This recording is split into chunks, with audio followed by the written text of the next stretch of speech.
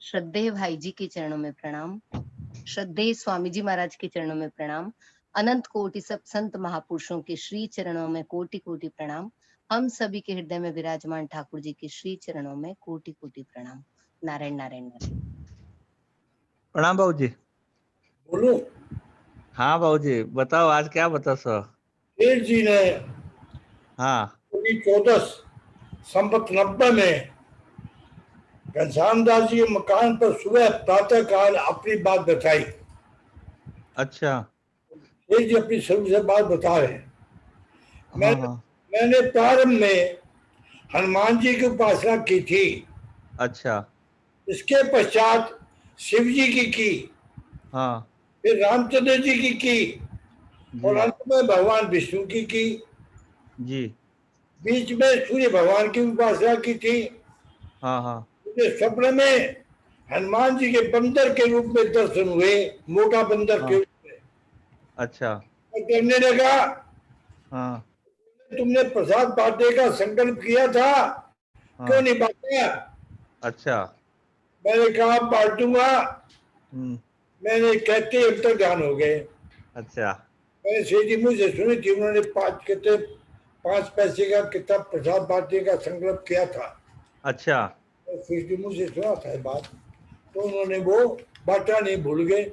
अच्छा अच्छा। हनुमान जी महाराज स्वप्न में दर्शन दिए मोटे बंदर के रूप में। जी। तो तुमने मेरा प्रसाद नहीं बांटा, तो वैसे जी फिर वो बंदा अंतर्धान हो गया। अच्छा। मैंने महाभारत में सूर्य उपासना की कथा पढ़ी थी। जी। 1956 से संबत से लगा के 1966 तक मैंने हाँ। सूर्य भगवान की उपासना की थी। अच्छा। उस तक मेरा ये नियम था कि सूर्य का दर्शन करके ही मैं भोजन करता था। जी। कई बार मुझे भूखा रहना पड़ा। अच्छा। मैं भगवान सूर्य से प्रार्थना करता, हे भगवान, परिस्थिति यदि मेरा किसी पर भी संसर्ग हो जाए तो मेरा शरीर भस्म हो जाए। अच्छा। तो मैं नेत्र बंद करके सूर्य की ओर देखता तो एक प्रकाशमान का पुंज दिखता। हाँ। इससे मुझे प्रकाशमय निराकार भगवान के ध्यान में बड़ी सहायता मिली। अच्छा। उस समय मुझे सत्य बोलने की आदत पड़ गई थी। इसमें पिताजी का सत्संग तथा उनका भय भी हेतु था। पिताजी सत्य पर बड़ा जोर देते थे। बचपन में कभी मुझे झूठ बोलते देखकर बड़े नाराज होते थे। यही कारण था मेरा झूठ सर्वथा छूट गया। जी। महाभारत का स्वाध्याय भी मैं बहुत प्रेम से करता था। उसमें पतिव्रता की महिमा पढ़कर मेरे मन में आता, मदिष्टि होता तो पतिव्रता होता। शेर जी कहते, मैं मुझे दृष्टि का जन्म मिलता तो बहुत बढ़िया, कल्याण होना बड़ा सुगम था। कैसे कैसे बताइए।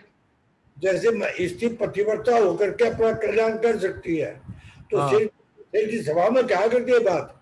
क्या? मैंने उनके मुंह से सुना है। हाँ, कि क्या बात? अगर मुझे स्त्री का जन्म होता तो मैं बहुत खुशी होता। अच्छा। हाँ, स्त्री का जन्म होने से कल्याण बहुत जल्दी होता है, पतिव्रता का प्रण पालन बढ़ता है, ये बात। अच्छा। जब मैं जीवन मुक्त की प्रशंसा सुनता तो मुझे जीवन मुक्त बनने की इच्छा होती।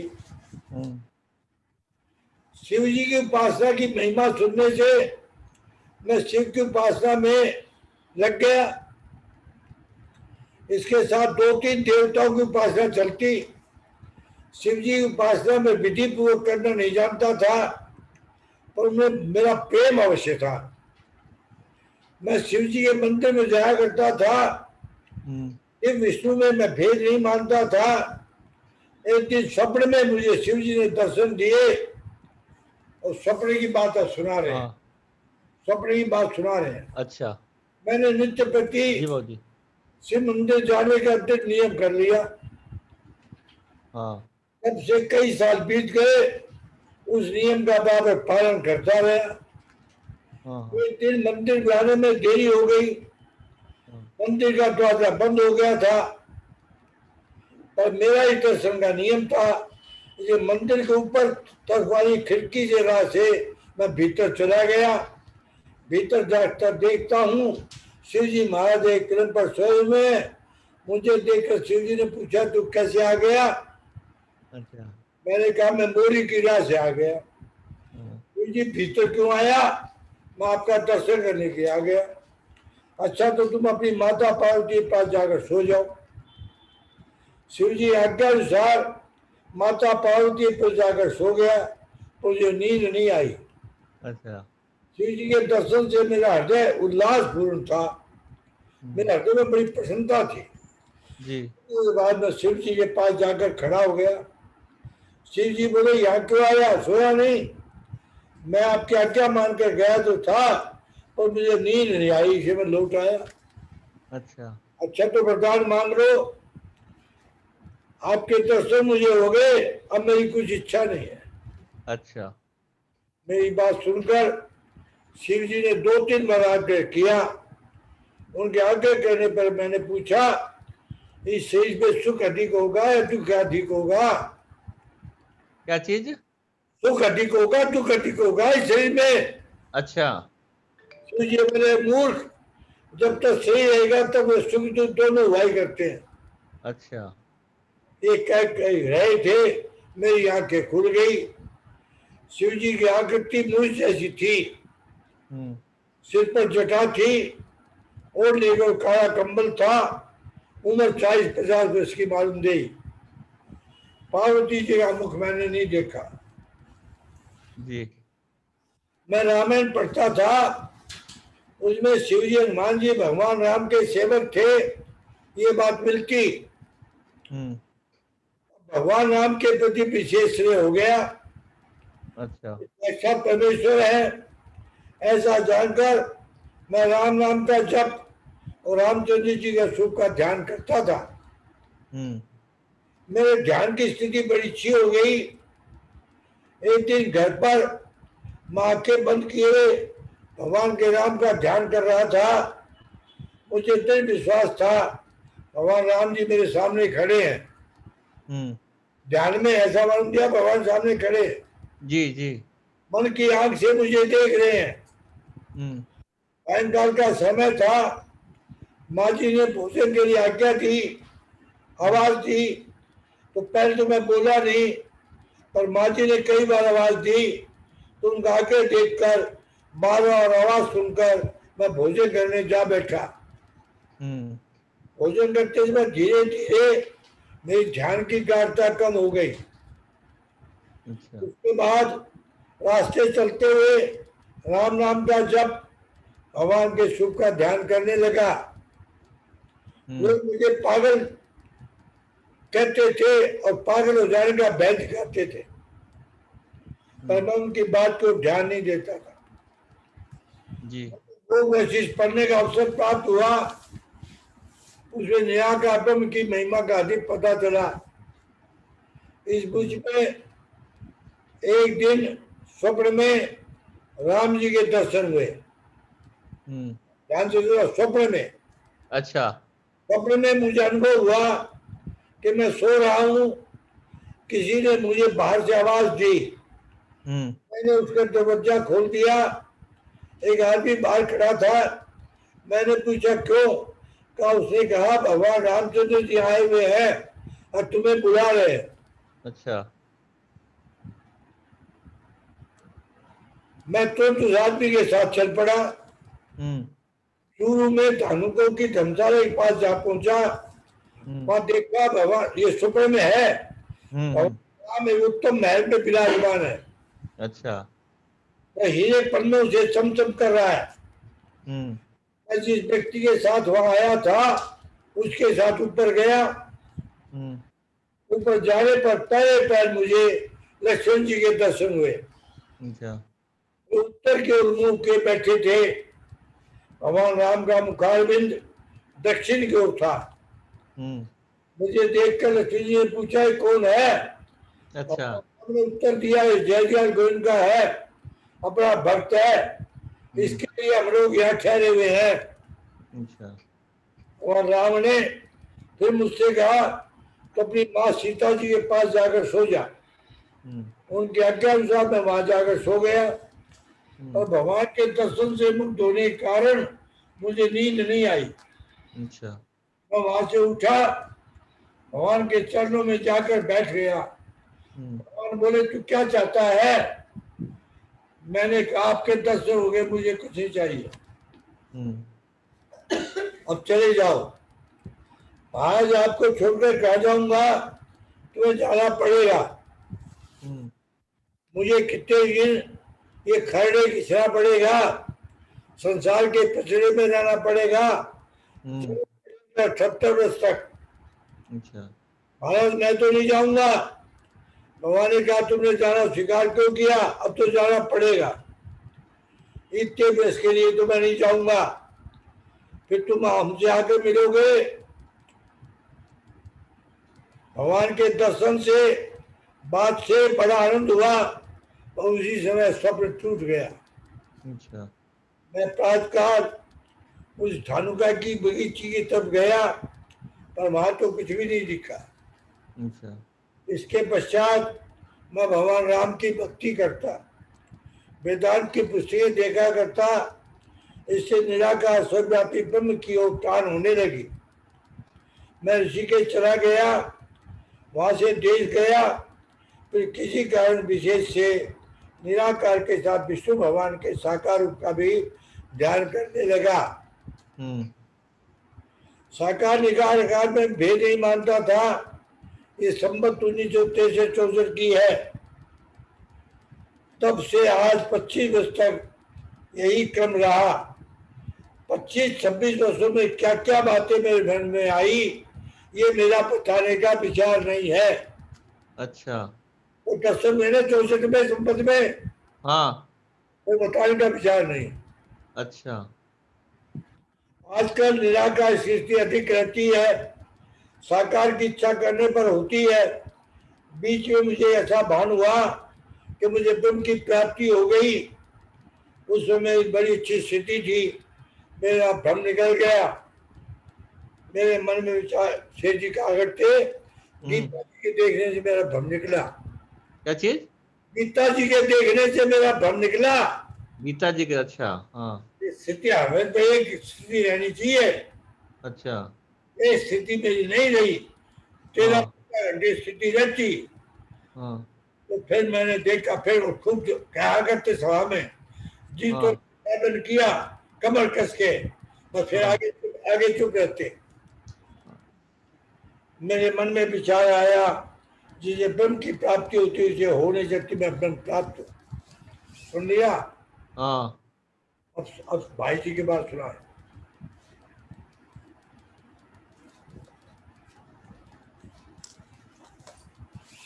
अब भाई जी की बात आप बोलते हैं, भाई जी बात सुन लो। हाँ सुना वो जी।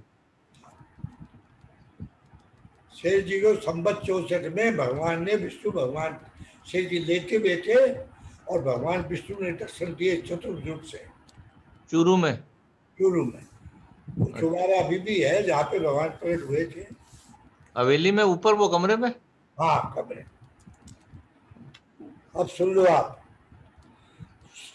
भाई जी 1918 में बम्बई आ गए और लगभग 9 वर्ष वहां रहे। 2 वर्ष? नहीं 9 वर्ष। अच्छा ठीक है। 1927 में भाई जी लिख रहे हैं, मेरी इच्छा ऐसी हुई कि कारोबार छोड़ दूं। अच्छा।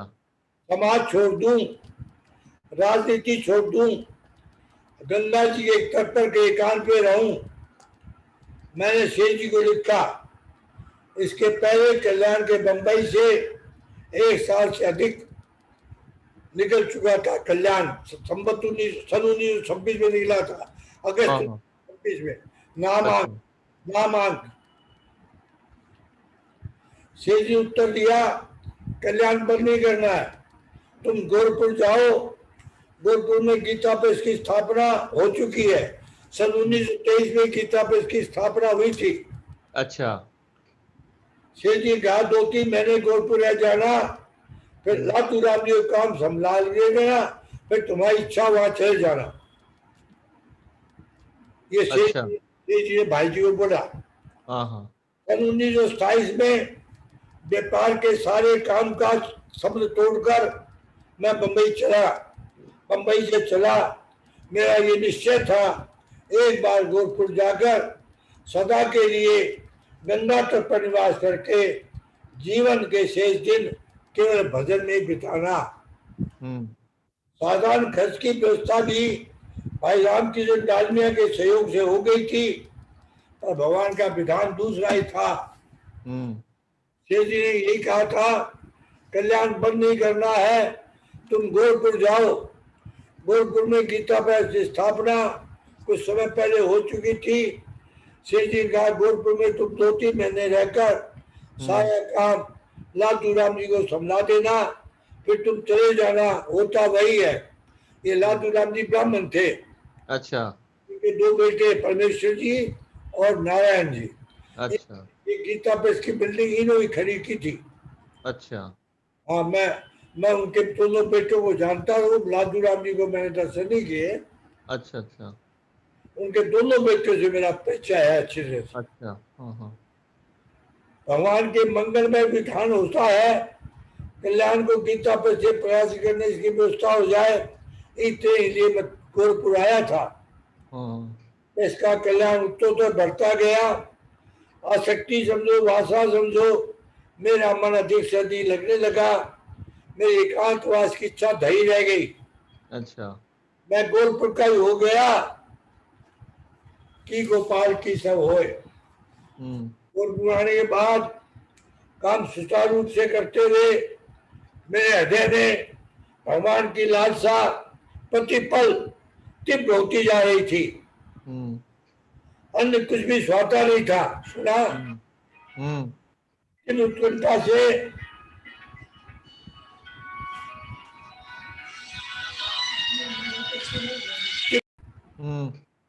तब सुन लो। अब तो कुछ भी नहीं सुहावे, भाई जी का पद है। अच्छा। अब तो कुछ भी नहीं सुहावे, एक तू ही मन भावे है। तेरे मिलने में आज मेरो हिवड़ो हुजड़ो आवे। तेरे फेवजू मछली चल दिन अब क्यों क्यों तरसावे है। 10 दिखाने में देरी कर क्यों अब और सतावे है। और जो इसी बात में तेरो चित राजी हो तो होए, तो कोई भी याद नहीं मन चाहे चित्तो दुख होवे। तेरे सुख में सुविधा है, मैं तेरे लिए प्राण रोवे। मेरे खाते पी तुम अपनो सुख में मत काटा बोवे जी।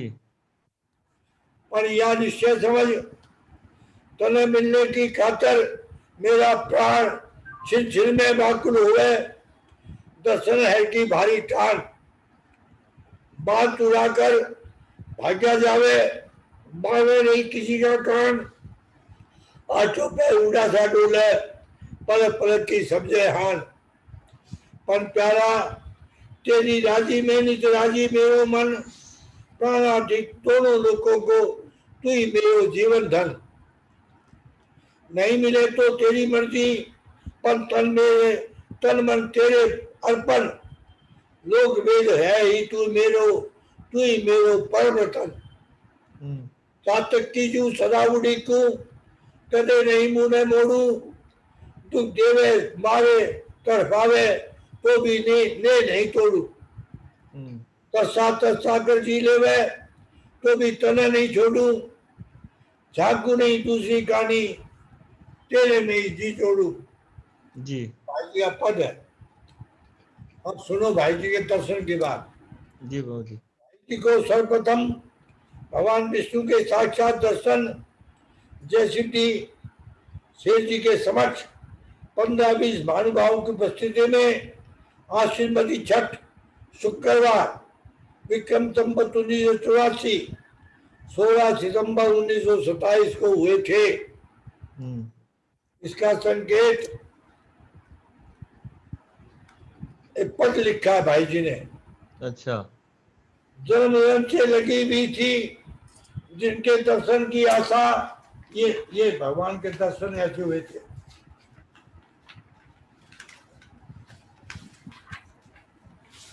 भगवान के दर्शन देख लो आप, दिख रहे हैं क्या? हाँ, थोड़ा ऊपर करें, थोड़ा ऊपर करो, थोड़ा ऊपर करो, ऊपर। हाँ, आप ठीक है। ठीक है ना? अच्छा, हाँ दिख गए, अब दिख गए। इस रूप से भगवान दर्शन दिए। अच्छा।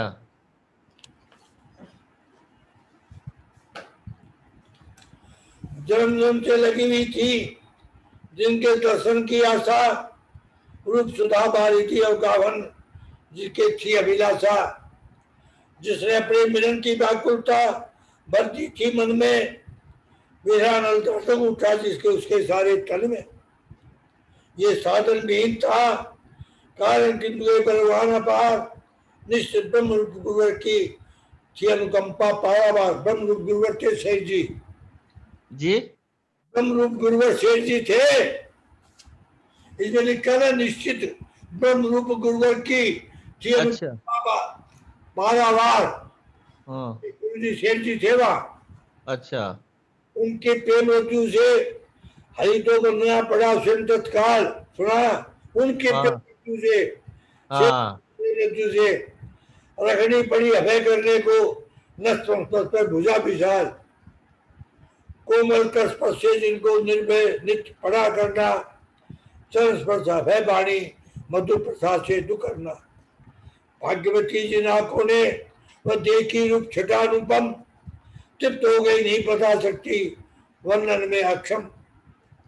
रुकी लेखनी बंद हो गई, चलता नहीं हाथ आगे, क्षमा कीजिए प्रेमी पाठक सल पाठके सल भागे। जय सिद्धि में अभूतपूर्व घटना के क्षण में हम लोग पहुंचने से पहले ही कृत्य में समाचार आ गए थे। यहाँ के लोगों ने उस घटना के जाने के लिए बड़ी उत्सुकता दिखाई। कल प्रातःकाल विशेष कुछ न कहकर केवल साधना पर जोर दिया गया। रात को संकोच रहने पर भी बेहोश होकर कितनी बातें कहनी पड़ी। यहाँ लोगों ने कहा हमें भी दर्शन होने चाहिए। इस पर उनसे कहा गया जिनके बल प्रताप से दर्शन हुए हैं उनसे ही आप लोग दर्शन लिए प्रार्थना कर सकते हैं। शेर जी, जी। शेर जी से प्रार्थना करनी चाहिए। हाँ।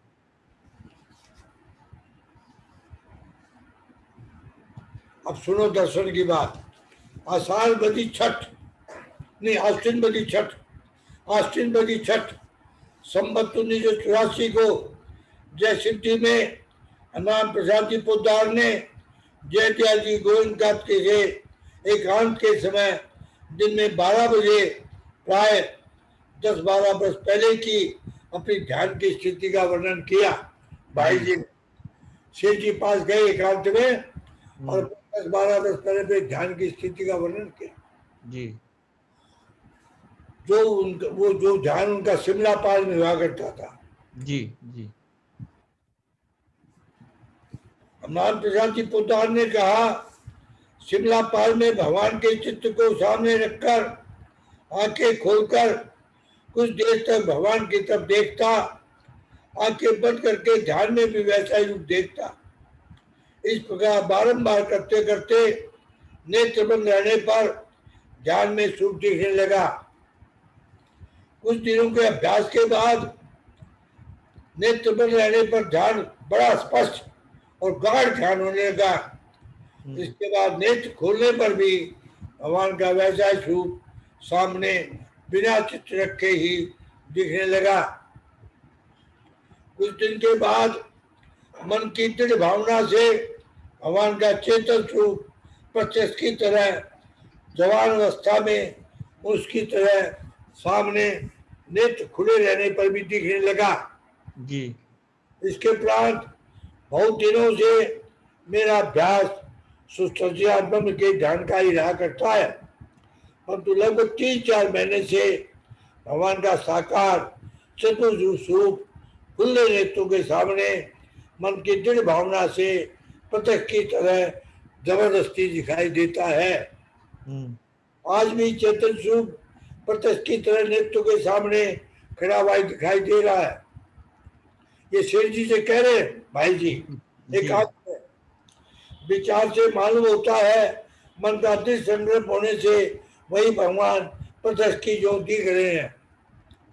ऐसा नहीं लगता वास्तव में प्रत्यक्ष प्रकट होकर दिखते हैं, ऐसा नहीं लगता। इसके बाद दिल में हनुमान प्रसाद पोद्दार ने ज्वाला प्रसाद जी कनोडिया श्यामदास जी जलान से एकांत में बातचीत की और आपस में विचार किया।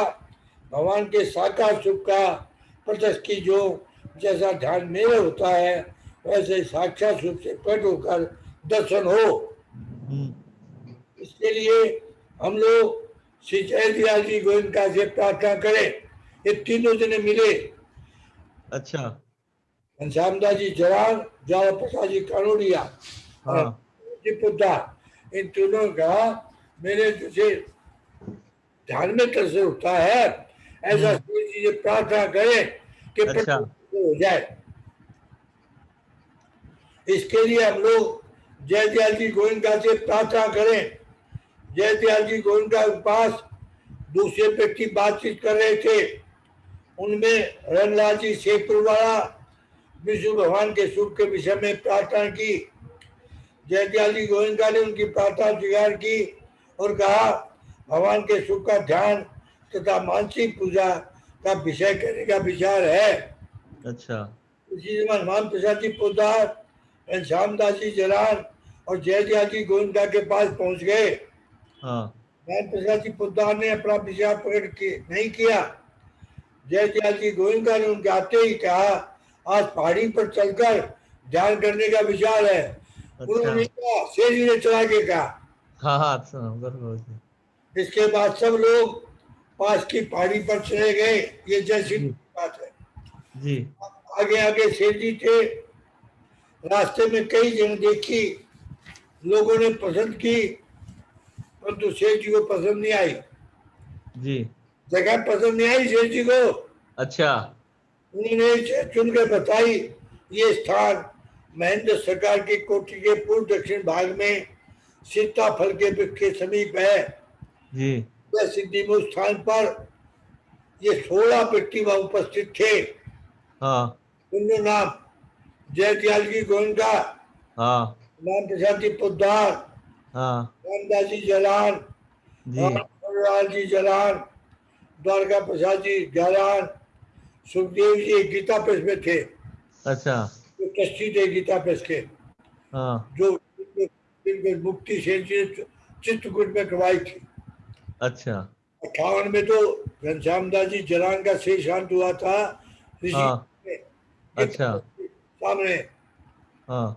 और ये 59 में हुआ था उनका शेष शांत, सुखदेव जी का, उनका सुखदेव जी का जी जी।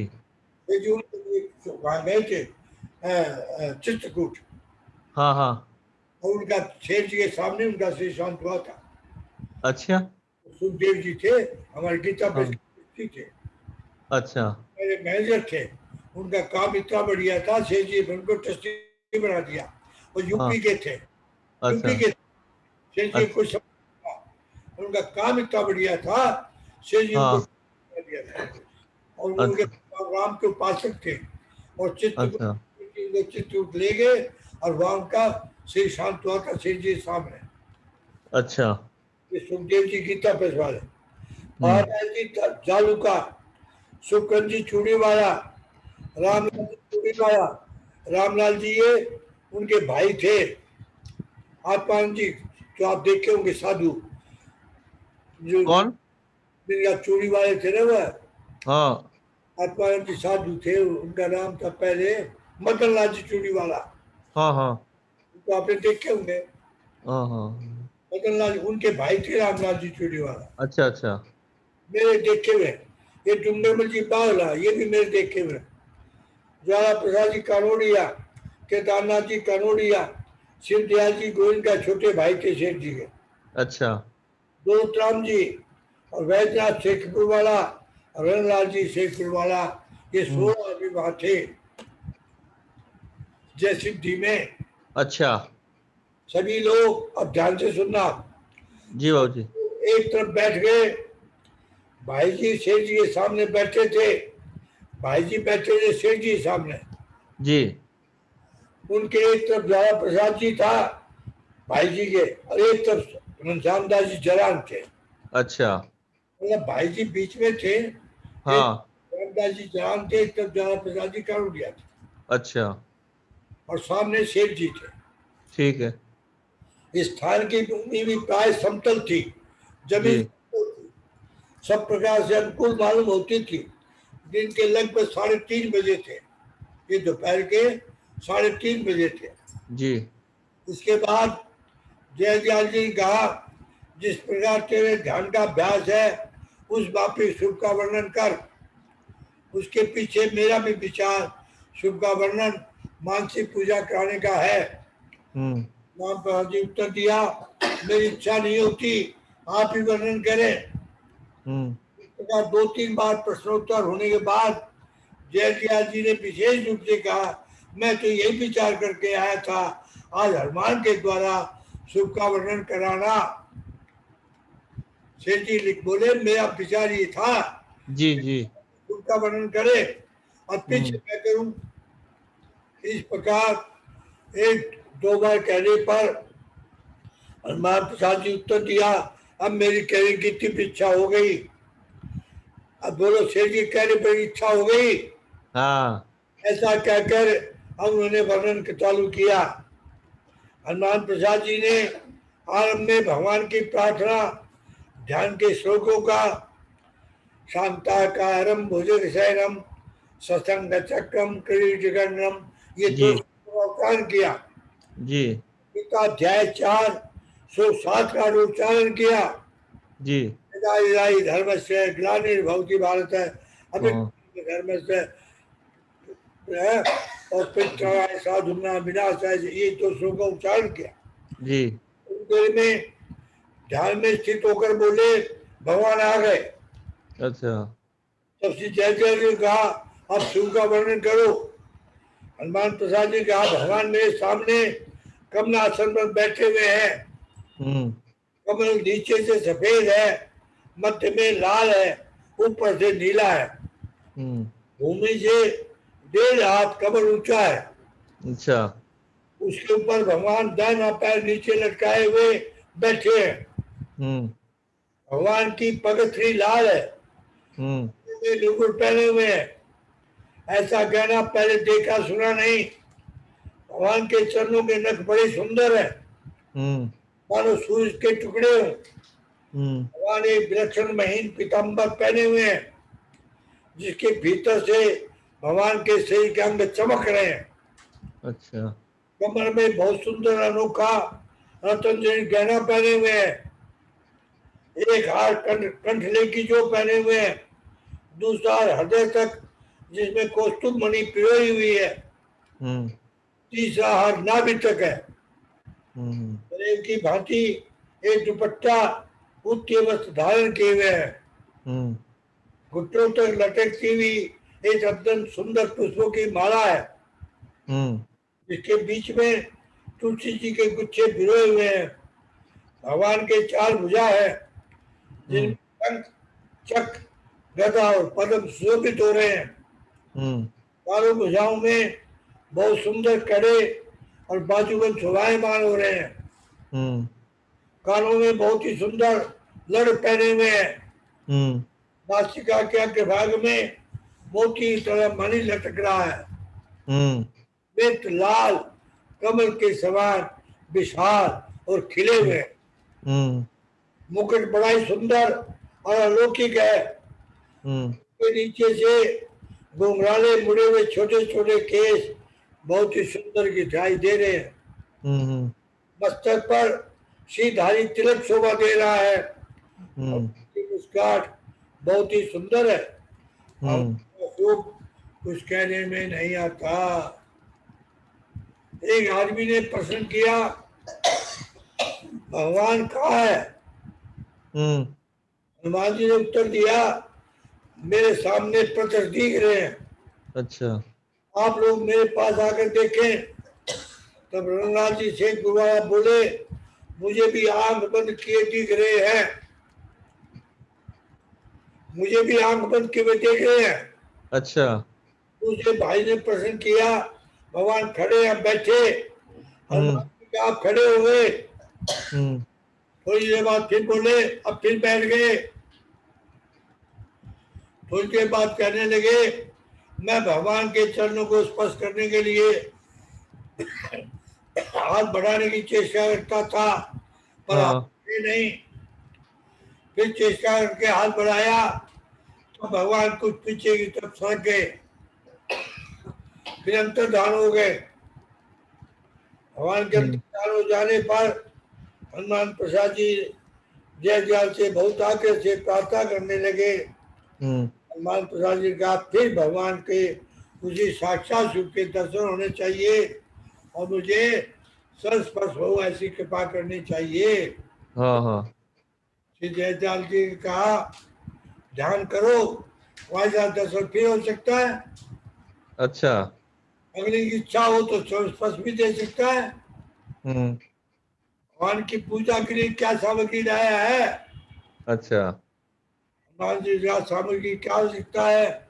फिर हनुमान प्रसाद जी ने ध्यान की चेष्टा की, तब भगवान फिर उसी रूप में प्रकट हो गए। हनुमान प्रसाद जी ने कहा भगवान आ गए, अच्छा मेरे की तरफ प्रत्यक्ष दर्शन हो रहे हैं, मेरे सामने एक हाथ की दूरी पर बैठे हैं। बस के लिए मैंने हाथ बढ़ाना शुरू किया, भगवान फिर सरकने लगे। हनुमान प्रसाद जी हाथ बढ़ाने लगे, बढ़ाते बढ़ाते दो हाथ सामने भगवान का चरण पकड़ लिया। चरण पकड़ते ही बेहोश हो गए, भाई जी बेहोश हो गए। अच्छा हनुमान प्रसाद जी ने पीछे के कहा था, उसी जो भगवान ने मेरे सिर पर हाथ रख दिया। उसी अवस्था में मैं भगवान के चरणों में बहुत देर तक पड़ा रहा। अच्छा लोगों की दृष्टि में हनुमान प्रसाद जी ने जय दयाल जी का दाना चरण पकड़ रखा। हनुमान प्रसाद जी से 2-2.5 हाथ की दूरी पर बैठे थे। अच्छा जय दयाल जी ने कहा घनश्याम हनुमान को उठाओ। घनश्याम दास जी पास में आकर बैठ गए, उठा नहीं सके।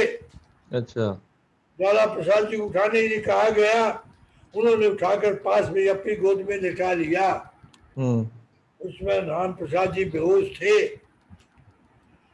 मुख जय दयाल जी तब किया हुआ था, नेत्र बंद थे। अच्छा इसके बाद जय दयाल जी ने पृथ्वी के सदृश भगवान के 5 स्वरूप का प्रेम भक्ति प्रकाश में लिखी पद के अनुसार विस्तार से वर्णन किया। अच्छा ये शेष जी 2 पुस्तक बड़ी जोरदार है। एक तो प्रेम भक्ति प्रकाश, हाँ अवस्था में प्रभु से वार्तालाप, हाँ हाँ त्याग से भक्त प्राप्ति, जी ने लिखा है। ये हाँ भक्ति बड़ी प्यारी है। अच्छा हाँ, मुझे भगवान की गीता जी प्यारी है, हाँ ये मेरी पुस्तकें प्यारी है। अच्छा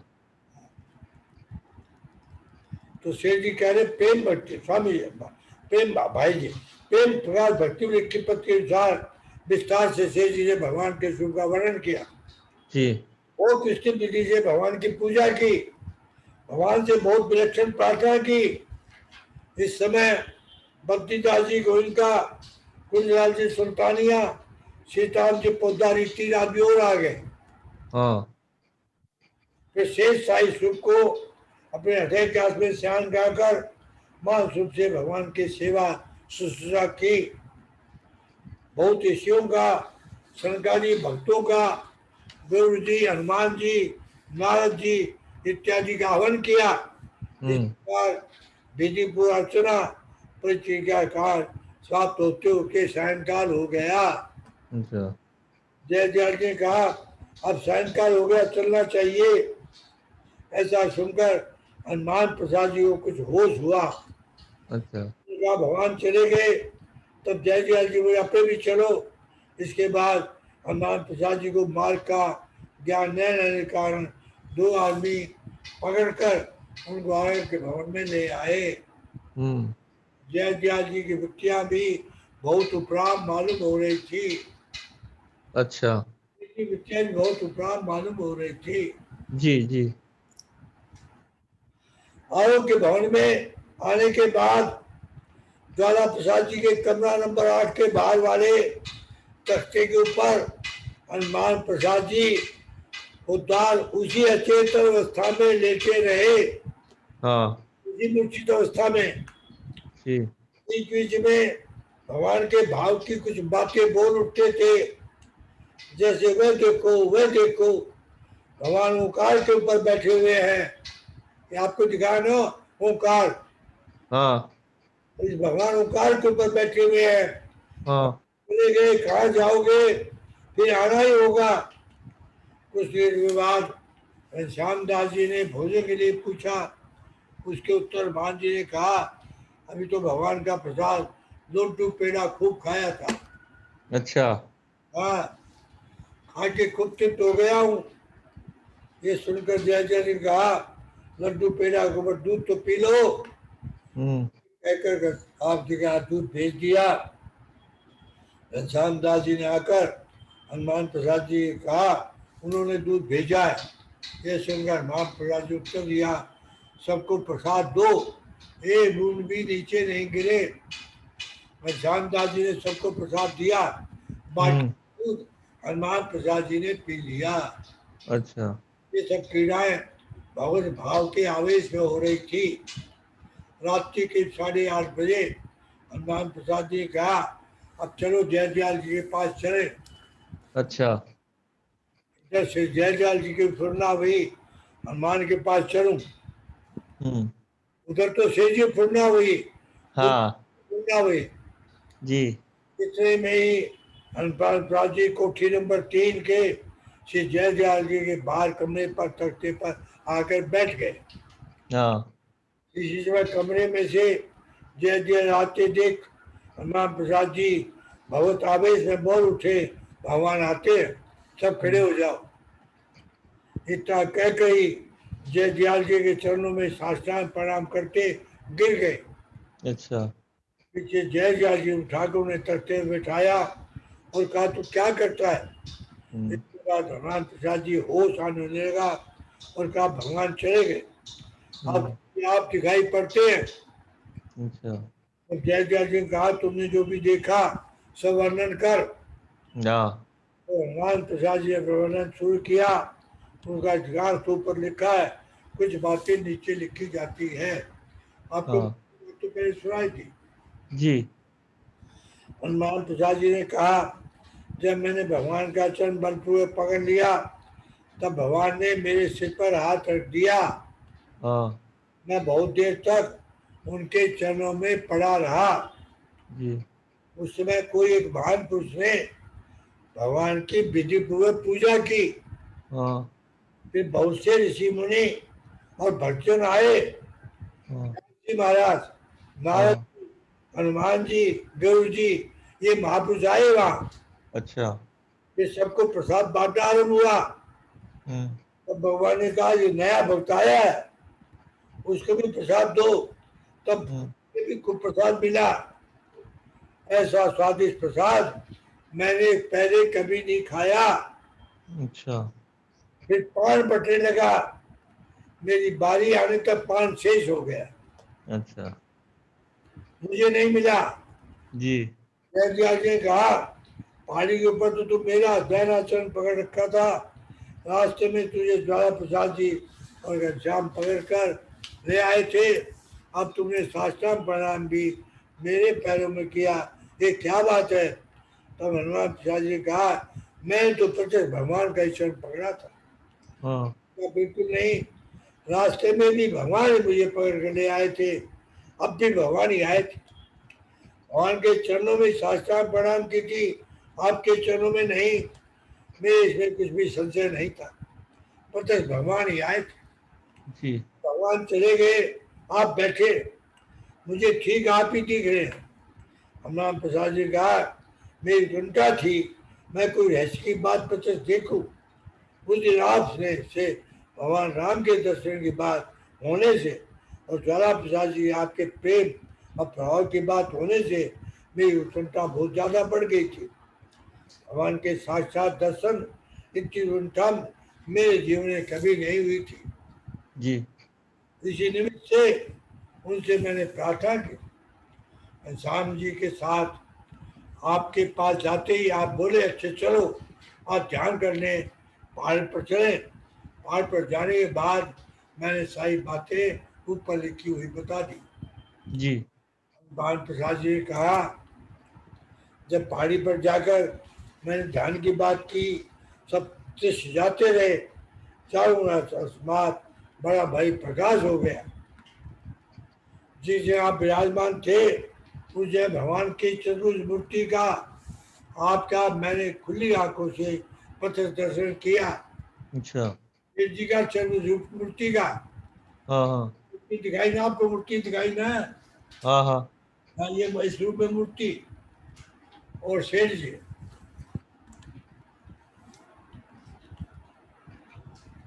चारों तरफ अकस्मात बड़ा भारी प्रकाश हो गया। जिस जगह आप विराजमान थे उस जगह भगवान की चतुर्भुज मूर्ति का आपका मैंने खुली आंखों से प्रत्यक्ष दर्शन किया। जी लिया जी बाबूजी। भगवान आप आमने सामने बैठे हुए थे, मेरे आनंद का पार नहीं रहा। मैंने थोड़ी देर भगवान के सुख का वर्णन किया। जी मेरी वृत्तियां बाहर से एकदम हट गई। मैंने भगवान का स्पर्श करने के लिए हाथ बढ़ाने की कई बार चेष्टा की, परंतु हाथ आगे नहीं बढ़ा। तब हाथ आगे बढ़ाने के लिए मैंने प्रार्थना की, तब हाथ आगे बढ़ा। भगवान का आसन पीछे सरकने लगा। जी फिर मैंने प्रार्थना की, तब भगवान का आसन समीप आ गया। मैंने चरण स्पर्श करना चाहा, इतने में भगवान अंतर्धान हो गए। उस जगह आप ही दिखने लगे। आप बोले मेरी फुरना हुई, भगवान के सुख का तुम वर्णन करो या मैं वर्णन करूं? तब मैंने आपसे कहा मैं ही करता हूं, परंतु मुझे भगवान के चरण स्पर्श होने चाहिए। तब आप बोले पहले ध्यान हुआ, ऐसा ध्यान होना सहज है, परंतु स्पर्श होना तो अगले की बची बात है। हाँ। थोड़ी देर बाद अकस्मात आनंद और प्रकाश हो गया। मुझे दर्शन होने लग गए। आनंद में बेहोश होकर मैंने भगवान का दाहिना चरण पकड़ लिया, चरणों में भी बला जा पड़ा। फिर भगवान ने मेरे मस्तक पर हाथ रख दिया। अच्छा। पीछे लोगों ने बताया तुम तो जयदयाल जी के चरणों में पड़े थे, किंतु मेरी दृष्टि में उस जगह भगवान के सिवाय और कोई नहीं था। जयदयाल जी भी नहीं थे, नारायण देव भी थे। इस स्थिति में बहुत देर तक पड़ा रहा और भगवान मेरे मस्तक पर हाथ रख के हंसते रहे। कुछ समय के बाद मैंने देखा कोई विलक्षण पुरुष भगवान की स्वर्ण प्रकार से पूजा कर रहा है। मैं पूजा को देखकर बड़ा प्रसन्न हुआ। कुछ समय के बाद मैंने देखा बहुत से ऋषि मुनि पधार गए आगे। जी। ऋषियों में कौन कौन थे सुन लो। वेद व्यास जी, सनकादि, हनुमान जी, ये थे। जी वे आते ही अपना अपना नाम बताकर भगवान के चरणों में मेरी तरफ पढ़ने लगे। जी। मुझे भगवान के चरणों में पड़े हुए देखकर बहुत राजी हुए। विलक्षण पुरुष के द्वारा पूजा करने के समय जो प्रसाद लगाया गया था, प्रसाद सबको बांटने के लिए कहा। ऋषि बालक को आज्ञा दी, एक ऋषि का बालक था जी। उसने भगवान की आज्ञा पाकर सबको प्रसाद बांट दिया। जी। तो भगवान ने कहा इसको भी दो, तो मुझे भी बैठाकर प्रसाद दिया। मैंने बड़े आनंद के साथ उस प्रसाद को खाया। जी। इतने विलक्षण प्रसाद का अनुभव मेरे जीवन में कभी हुआ ही नहीं।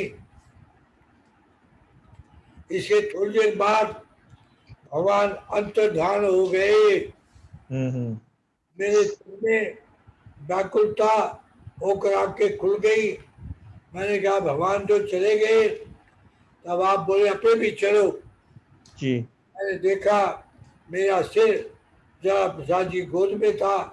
लोगों ने मुझे उठाया, मारी मेरे अंदर आनंद हो रहा था। जी। भाई जी बहुत संस्था जी। जिससे मेरा बाह्य ज्ञान फिर जाता रहा। मैंने प्रत्यक्ष देखा भगवान मेरे साथ साथ चल रहे। मैं भी आनंद से चलता रहा। मुझे ले जाकर भवन में बिठाया गया। वहाँ मुझे भगवान के दर्शन हो रहे थे।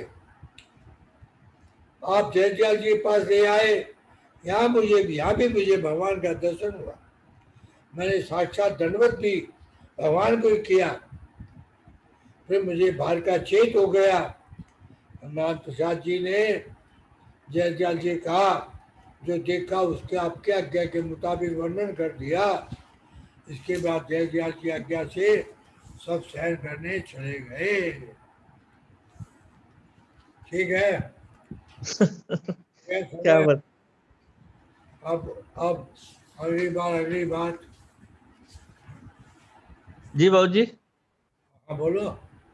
ये एक बात पूछनी थी कि जो महान पुरुष है, विलक्षण पुरुष, इसका कोई वर्णन नहीं है, वो कौन थे? और वो शेर जी थे और कौन थे? अच्छा ठीक है, यही बात पूछनी थी बस। हाँ शेर जी थे। जी जी जी। और पूछ लो।